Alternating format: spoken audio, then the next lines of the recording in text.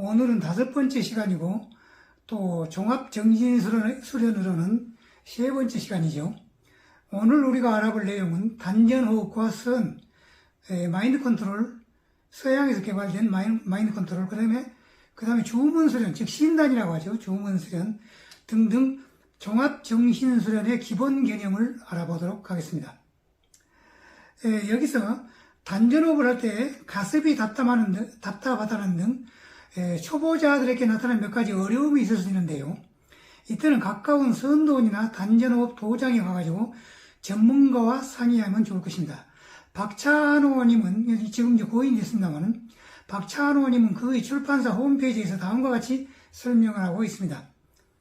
간단히 말해서 호흡 수련을 할 때는 몸에 무리가 올 수가 있기 때문에 전문가의 설명을 잘 듣고 신중하게 호흡을 해야 한다 하는 것입니다.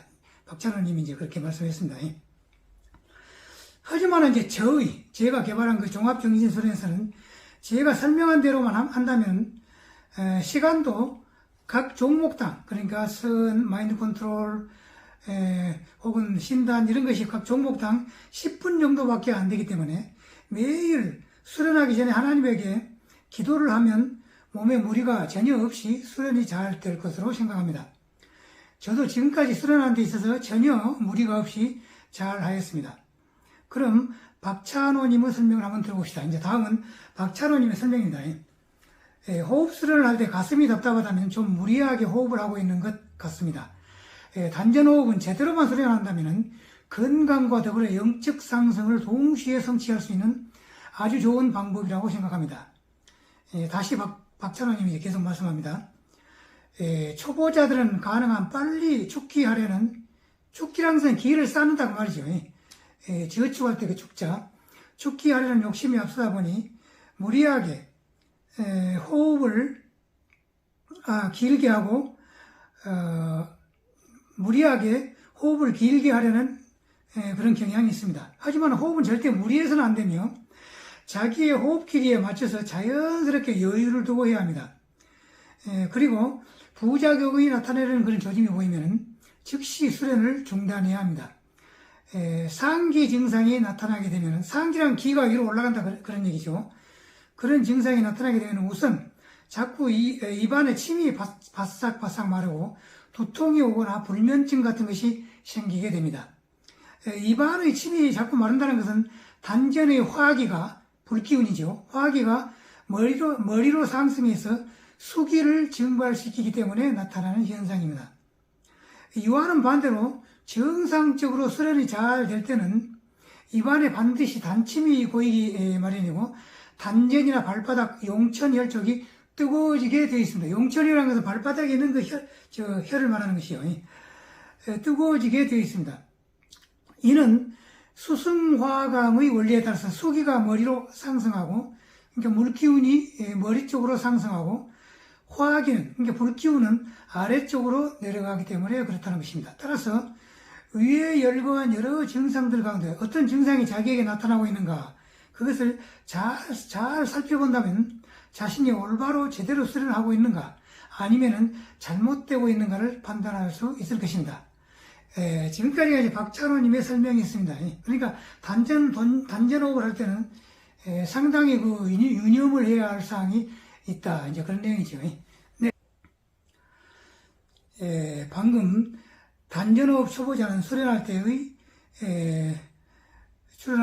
때 어떤 점을 주의해야 할 것인가를 이제 말씀드렸습니다만은, 저의 종합정신수련에서는 신단, 식단, 선, 마인드 컨트롤, 기도, 최첨단 수련법 등등을 종합한 것이기 때문에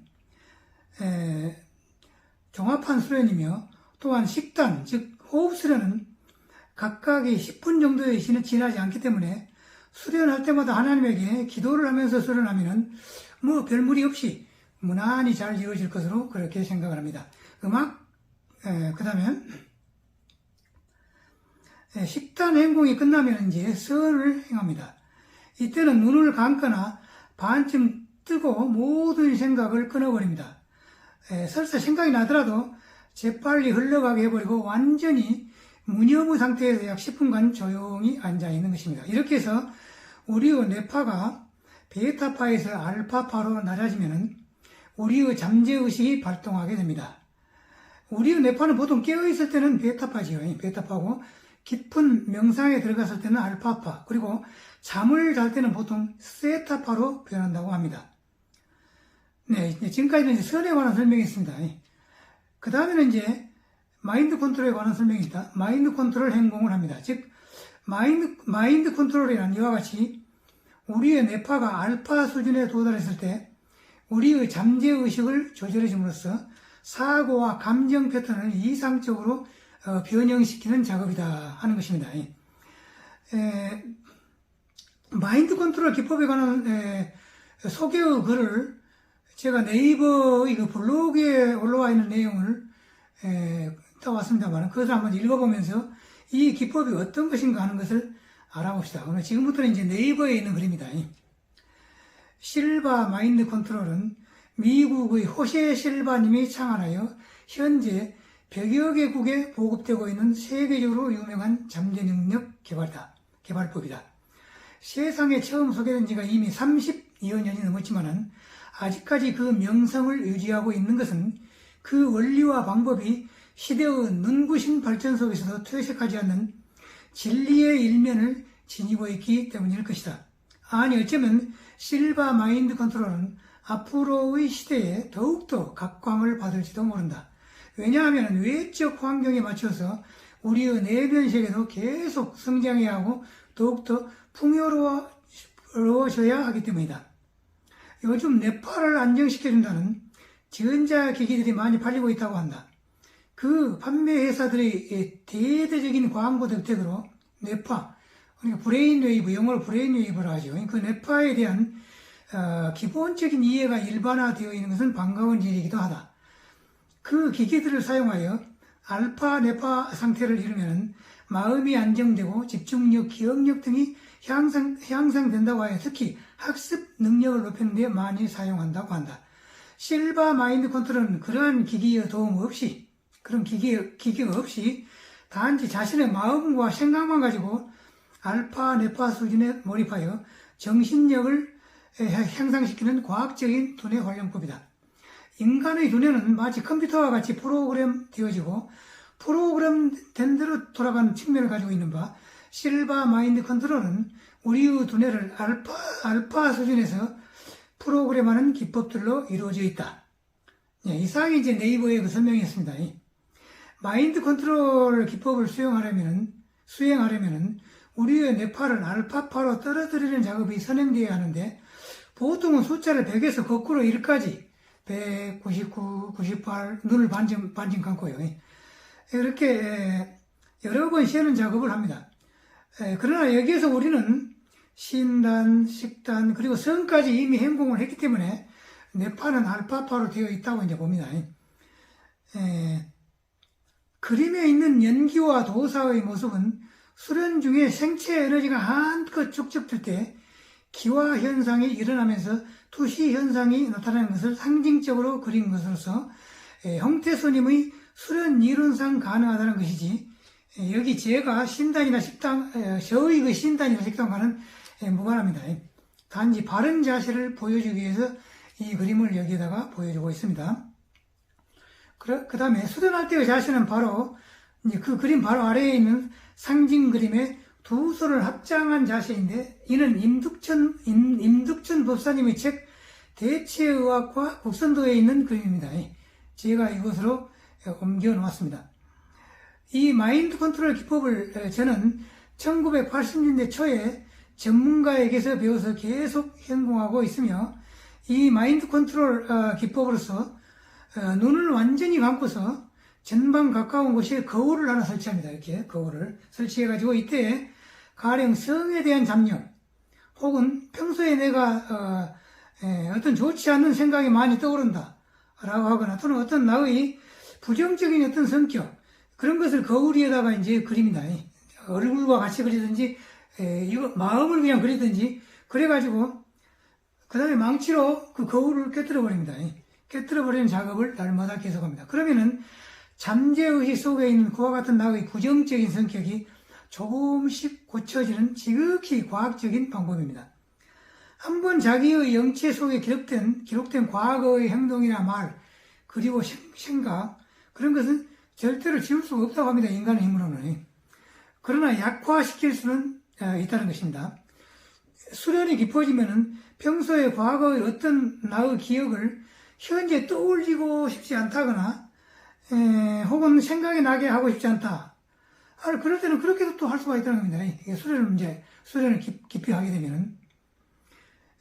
그리고 또 긍정적인 어떤 방법으로는, 지금까지는 부정적인 방법이었고, 긍정적인 방법으로는 거울 위에 내가 이상으로 하는 그 상을 그리고서 그 상을 계속 주시하고 강화시키는 방법이 있습니다.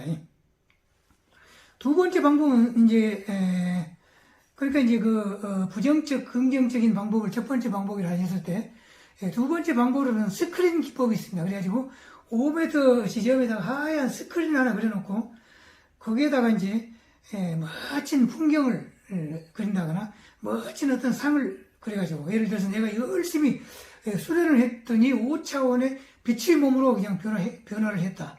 그래가지고, 풀바지를 내가 걸어가고 있다. 그런 상을 만들고, 수련을 한다. 그런 얘기입니다. 그 다음에, 마인드 컨트롤이 끝나면은 조용히 하나님에게 기도를 합니다. 하나님은 보통 공 혹은 또 유교에서 이기, 무급, 또 대도, 이론상, 법신불, 로고스 등등 그 명칭이 굉장히 많지요. 홍태스님의 그 신단 이론에 나오는 것인데요. 그의 설명에 따르면은 신단에는 마음의 작용에 의하여 일어나는 행동인 심공, 그리고 노래를 부르면서 생체 에너지를 축적시키는 가공, 그러면 교회의 설교나 학술 강연 같은 것을 들으면서 기를 축적시키는 천공, 그 다음에 책을 읽으면서 기를 축적시키는 독공, 또 눈에 보이는 사물을 사고함과 동시에 백회, 정수리 부분에 있는 크라운 차크라죠. 백회를 통해서 생체 에너지를 흡수하려는 시공, 그리고 말을 할 때 그 의미를 사고에 작용시킴과 동시에 그것을 백회에 연결시켜서 우주의 에너지를 흡수하는 은공, 그 다음에 스스로 깨달았을 때 개체적인 의식을 지배하는 신속의 나쁜 영, 즉 마귀를 물리치고 좋은 영, 즉 성령이 들어와서 완성을 기하게 하는 그런 행공인 각공, 그 다음에 진리를 실천함으로써 완성을 기하는 덕공 등 여러 가지가 있다는 것입니다. 홍태수님의 책 224쪽부터 331쪽에 있는 내용인데요. 이게 바로 홍태수님의 그 신공이라는 책입니다.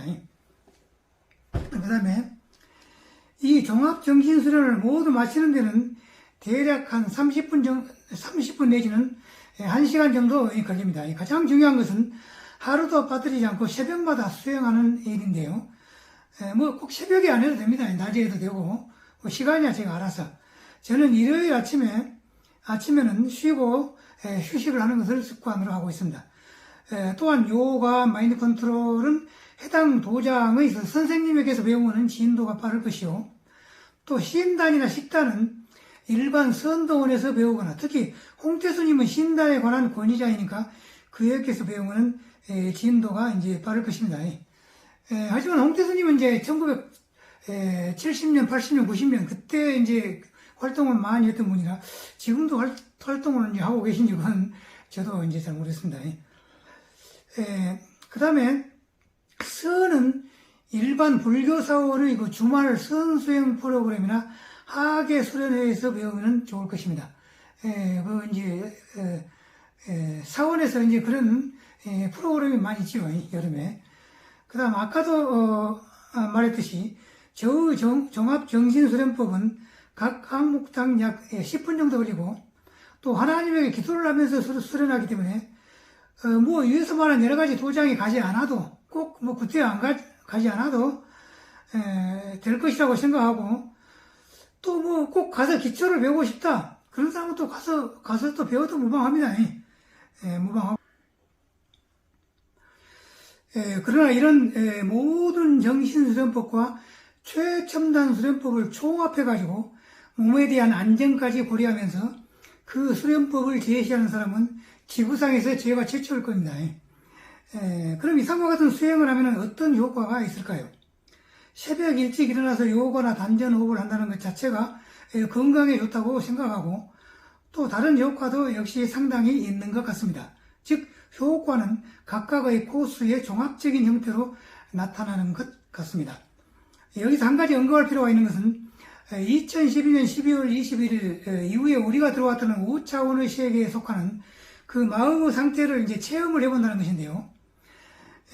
책 초인대사들이 답해주는 삶의 의문에 대한 백문백답이라 하는 그 책 234쪽에 그 설명이 있습니다.